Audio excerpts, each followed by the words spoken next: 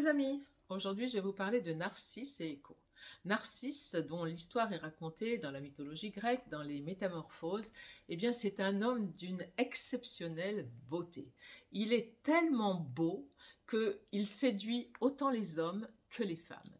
Alors la petite nymphe Écho, eh bien elle craque pour lui, mais il faut savoir que Écho, cette nymphe, eh bien elle a eu une relation avec Zeus, que vous connaissez.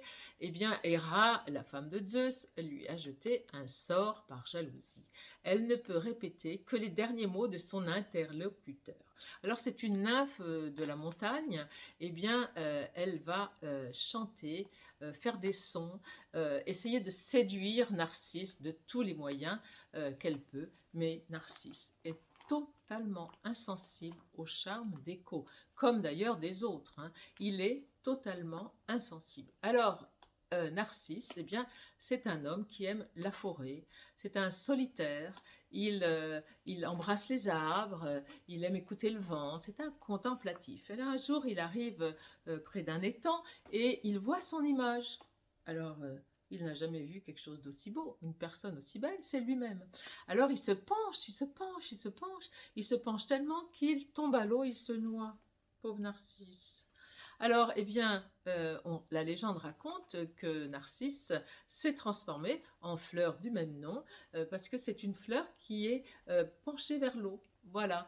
Et quant à notre nymphe, elle était tellement triste qu'elle est morte. Il ne restait que sa voix. Et donc, d'où vient l'écho? Puis quand vous allez à la montagne, vous faites ouh, l'écho vous revient. Eh bien, c'est grâce à Écho, la nymphe.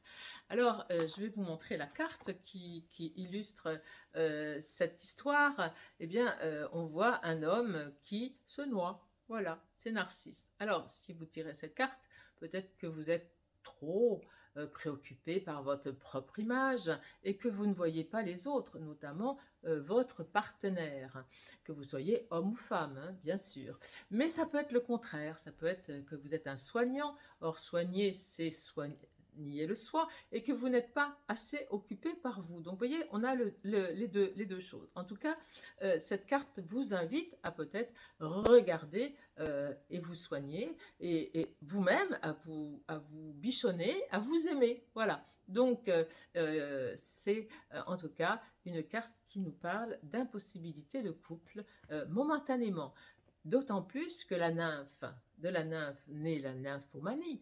C'est quoi une nymphomane? Eh bien, c'est une femme qui a des relations sexuelles extrêmement variées.